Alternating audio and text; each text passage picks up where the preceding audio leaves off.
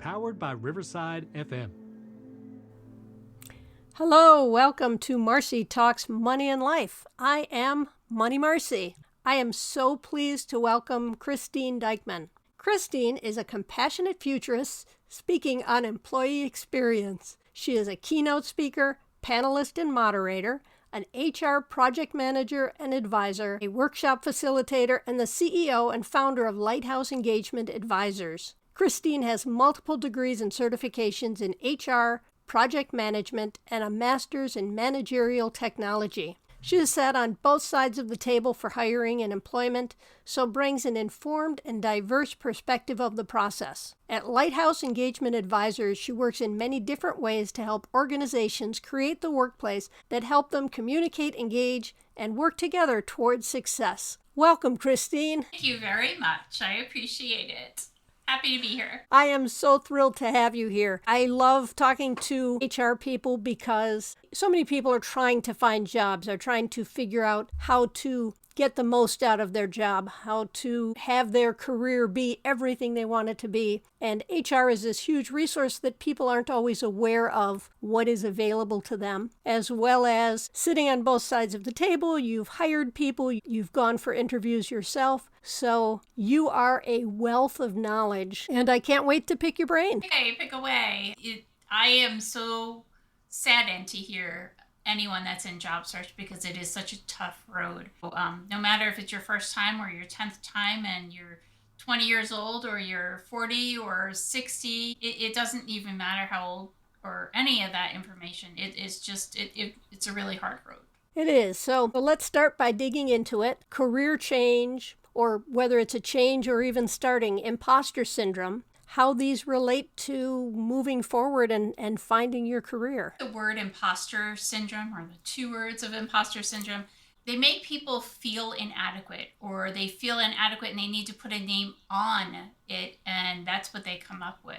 But imposter syndrome is really you feeling like you're not worthy, or you don't have enough experience or education to be compared to others. When we stop comparing ourselves to other people around us and people that we work with, people that are also going for that same job, we're kind of getting rid of that imposter syndrome feeling.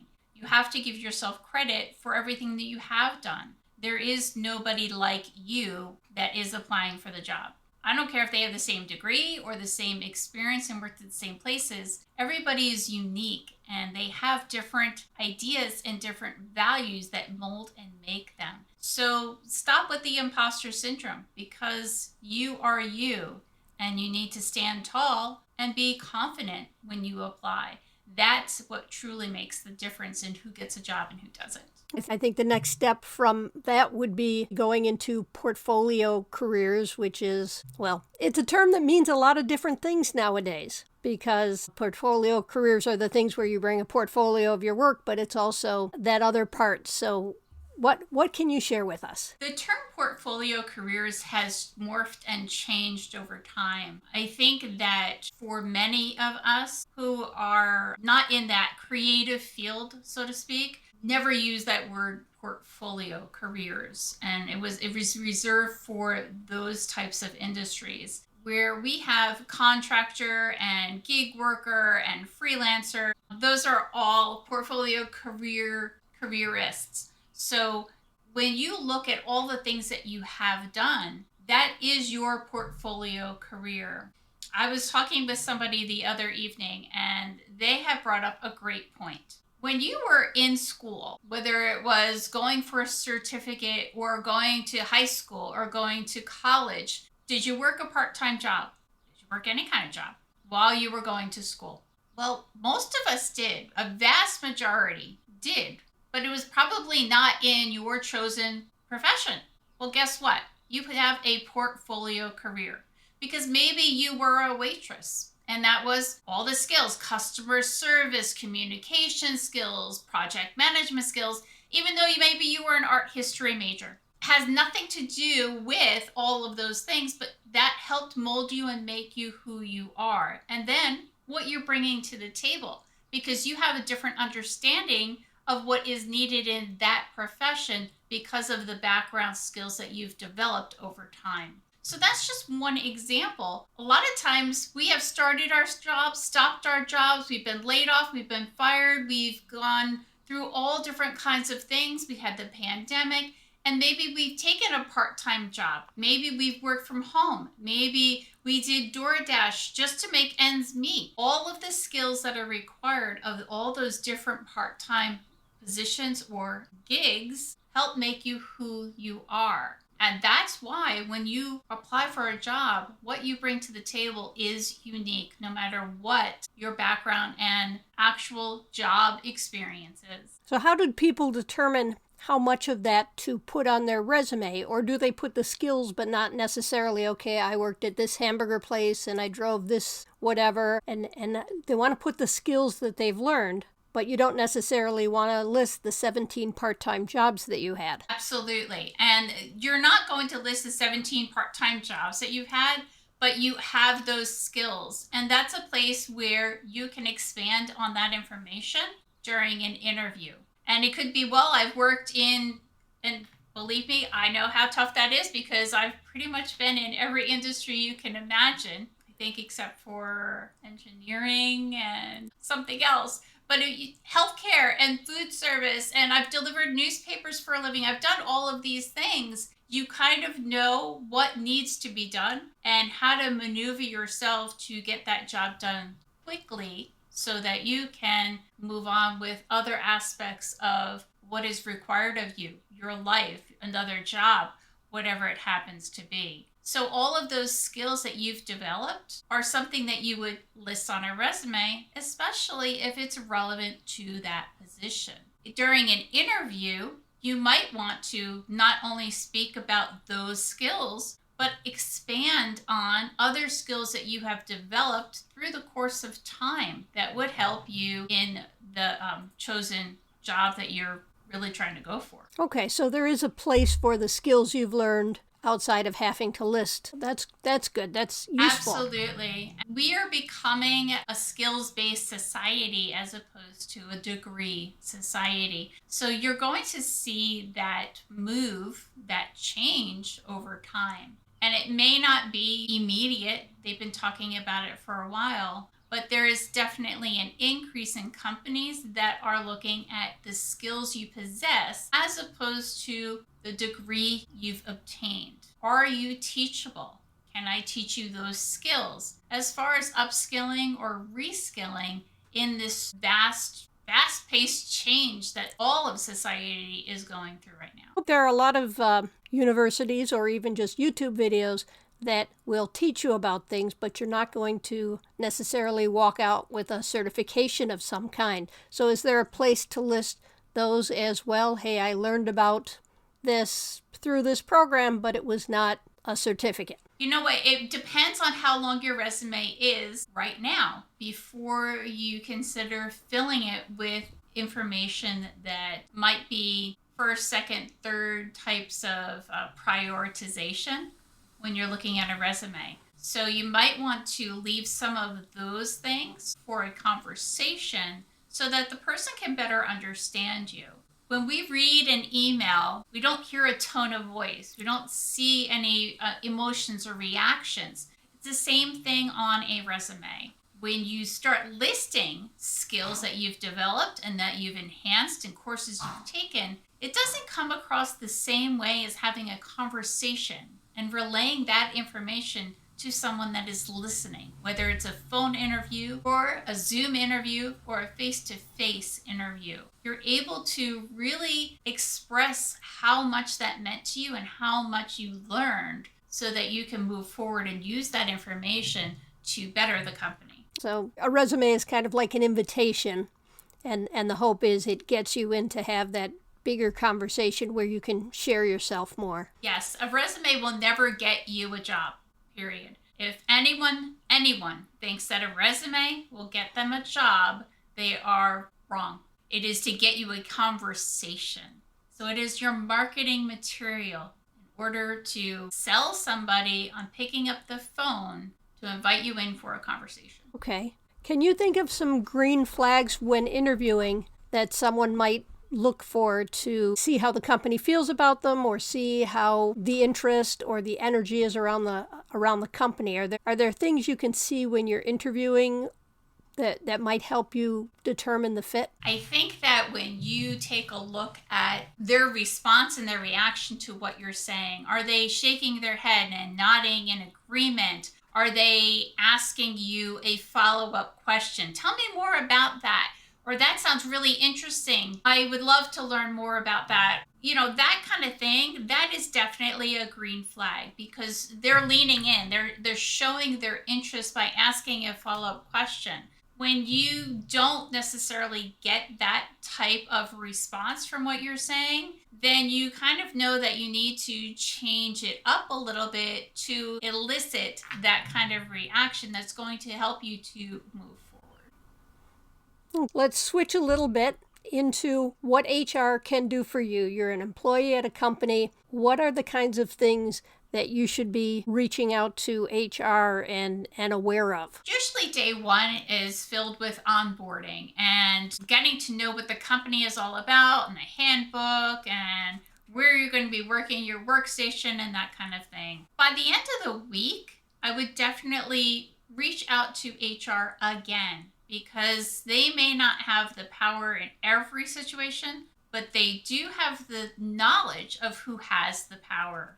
And they know more than you think that they know. So reaching out to them and asking, hey, not so much how much am I going to get paid and when's my first vacation and 90-day probation. You'll find out all of that in time. But to reach out to them just like you would if you were in college and ask them about a mentorship. I would love it if someone would teach me the ropes. I want to go far in this company or in this profession. And who is the right person internally that I could reach out to and I could use as a mentor, who would be interested in helping to guide me in the right direction? Asking those types of questions gives them a little bit of knowledge into your psyche and that you want to go places. They're going to keep their ears open so that maybe there's a learning opportunity. Maybe there's a webinar you would be interested in.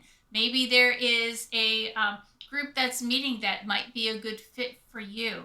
And they're going to keep you front of mind. But the minute that you don't do that, or you kind of stray away from HR, they're going to forget about you, because you're just one in however many people are in the company. So staying in touch and keeping yourself in front of them and on their brain is going to help propel you forward in whatever capacity that you're interested in. The biggest thing is to not be afraid of HR. HR is compliance. HR is trying to make sure that the company does the right thing, but they're making sure they're doing it for the employees. So they've got your back. They're not trying to punish you.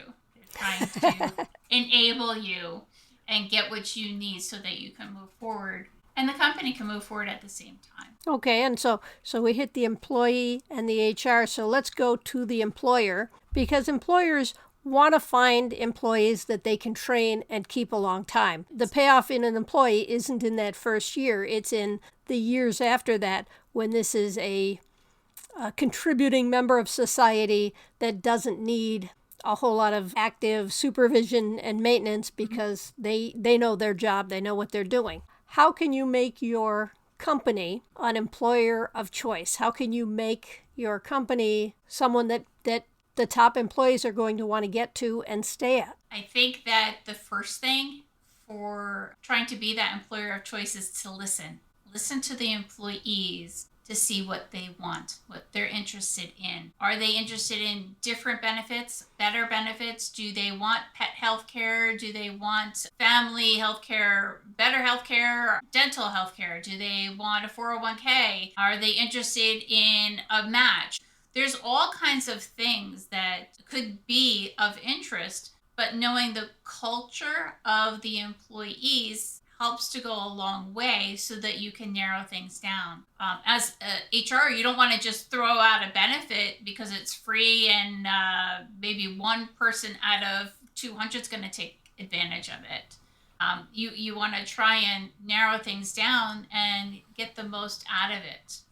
Going on the flip side of what I had just said about mentorship, if you are an employee and you are willing and able to mentor a newer employee, somebody coming on board your company, that is a big help as well. And that's when you want to reach out to HR again and say, hey, I've gotten so much from my mentor, and I appreciate the time that they took to teach me the ropes. I am willing to do that for the next group that comes in, the next generation, whatever it happens to be. I want to help them to be as successful as I have been able to become. And that's going to go a long way as well. So what's interesting is HR is important at the beginning of your career, and it's still important even as you continue on in your career. And that's something it's so easy to forget. When you get to the company, you reach out, HR, make sure you have your benefits package, make sure you've signed any other onboarding paperwork there has to be, make sure you did your insurance every year. But there's that continuing relationship and opportunities with HR to support the employees and in that way support the employers if you keep that dialogue going. Absolutely. HR is nothing more than a matchmaker. I mean, that's what it kind of comes down to is, okay, the employee comes in and they say, I need this, and who am I going to find in the organization that can help them with that? And you're just matching people for their needs. And if you're afraid of HR, you don't go to HR. A lot of times I'll hear, oh my God, you got called to the principal's office. Well, no, that's not true, because I want to know what you're doing, or, oh my gosh, that is a great incentive. Let's get the word out. How can we do that and tell people what you're doing? Because this is a wonderful program.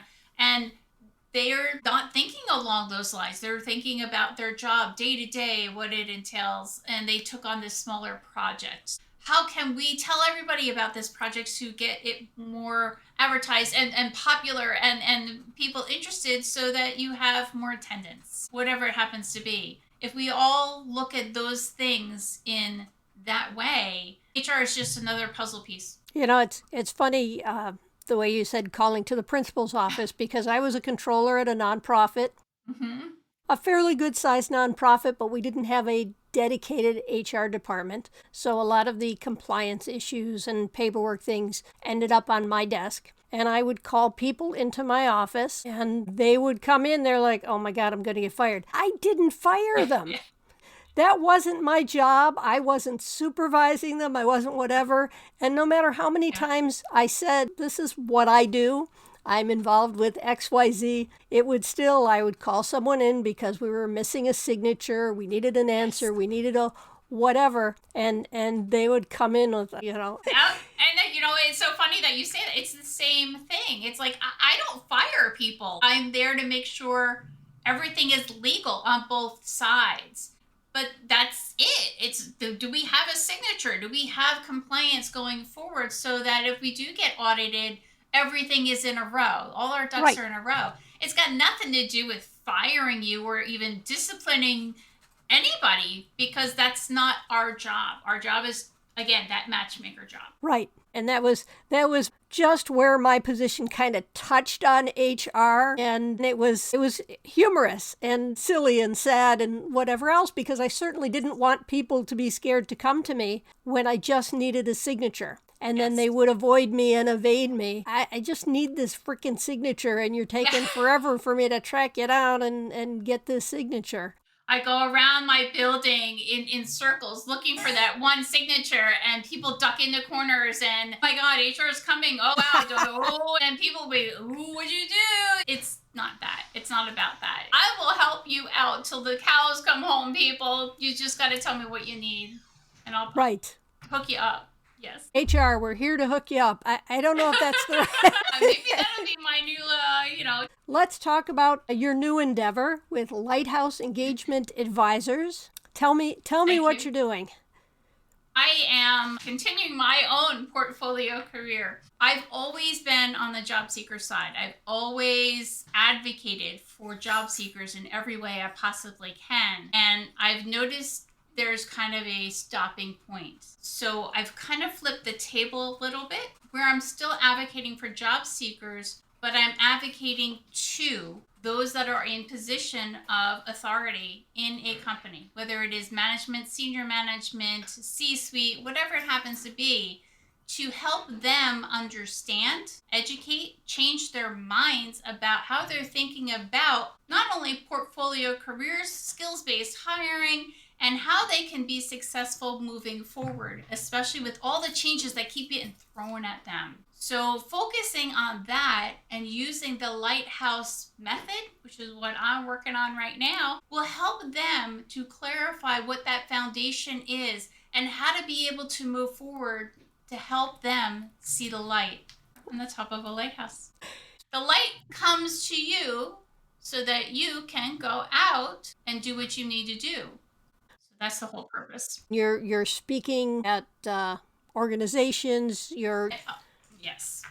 I'm speaking at organizations. I'm still doing job seeker groups. I'm doing workshops, keynote speakers, breakout sessions, that kind of thing. So I'm a little bit all over the place. My goal somewhere along the line is to write a book eventually and do a TED Talk. So I'm working on those as well. A lot going on when I'm not really working, right?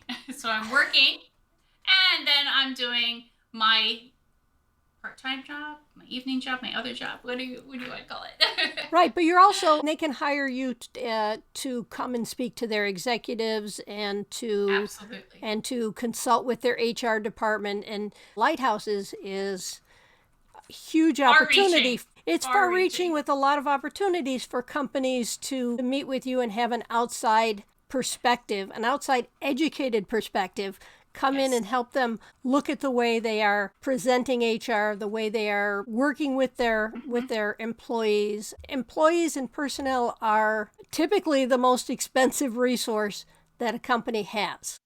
Yes. So finding the way to work with them and treat them in a way that gets that loyalty. Yes. And if you think about it, how do you treat people? If you don't treat your employees very fairly, and you're doing mass layoffs, then you might not have a repeat. You might not have that boomerang experience where people come back to you. And when you start kind of changing the way you treat employees to treating them as customers and giving them what they need to succeed, then you're going to reap the rewards of that as well. And when we enter in the factor of skills-based hiring and portfolio careers and that contractor type position, when we put all of that together, we have project-based teams. Everyone's going to have a little bit to offer, and they're going to be knowledgeable in a lot of different areas.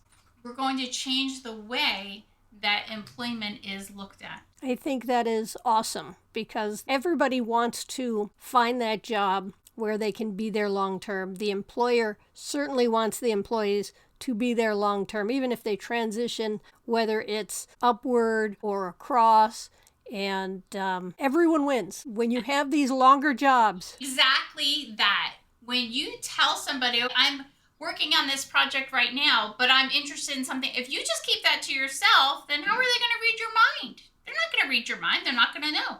So that's why you want to go to HR. You want to say, hey, when we're done with this project, I will put 200% into it and I will get you what you need, but I would like to continue. I want to work on a different project and I would like to expand my knowledge here, or whatever it happens to be. When you stay in touch, then we could be that matchmaker, right? And we have all these different mentors. Hey, you know what? He worked really, really hard on that team. And I would love it if we could bring him on to this team. She was awesome. And I wish we had more place, but our project is done now. What is the next project that I can put that person on so that we can keep them on board and we can keep our company moving forward? We can get a bigger market share. We can be successful. All of the things that maybe management is thinking of by including the employee skill set. That's where everybody wins. I like when everyone wins. I mean, my goal is for everybody to win, everyone to walk away saying, I did good, I got what I needed, and, at least a reasonable amount of what I wanted, because you're not going to get everything you want. But if you get everything you need and a fair bit of what you want, and you see other opportunities in the future to get more of what you want and to see that future. I mean, that's everything. That's the key. That's the key. I might not have it all now, but I can see the future and I can get a bigger share of that. I can grow in my knowledge base, in my job base, whatever it happens to be. And I think that that's what people are ultimately looking for. If you are in job search, you don't want just a job. You want to care about what you're doing. You want to feel like you are respected and you're relevant. So by taking all of that information, it creates that win situation. So is there anything different you would do if you are looking for a step up, another job within the company where you already work? Is that going to necessarily change your mindset when you're looking for a job if it's within where you already are, or is it pretty much the same process? I think that if you were looking for another job or a bigger job and you wanted that upward trajectory, you have to take a look at who is above you and who's above them and what is the potential to go up. And sometimes you have to go, as you said earlier, you have to go sideways to go up, to go across. It is not necessarily that straight up, up, up, up projection for a career. And if that's the case, then you want to take a look at the other positions that are above you and what they are and what they entail. Do you need an increased skill set?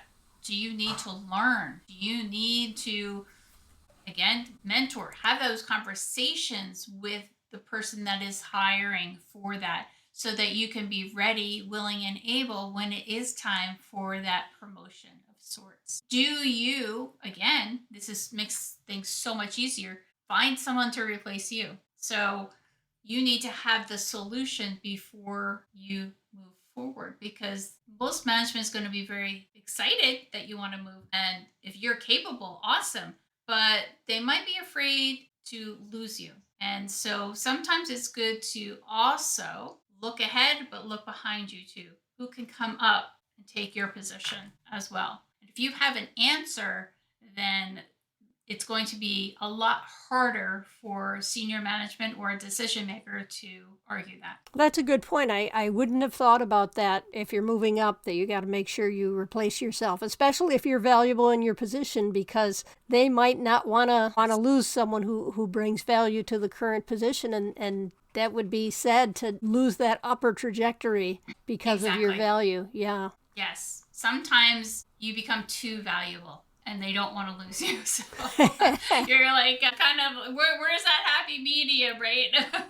That's right. Hard sometimes. But when you have somebody, it's a lot easier to convince them to move you into a position because you have somebody in the waiting wings right there. Okay. Do you have any specific advice to job seekers that maybe we didn't hit on yet? If you're a job seeker, I'm going to say you have to go through the 5 stages of grief. And a lot of people will agree, disagree. Losing a job is like losing a loved one. You're losing your identity. But the key to losing a job or being in transition is to not stay there.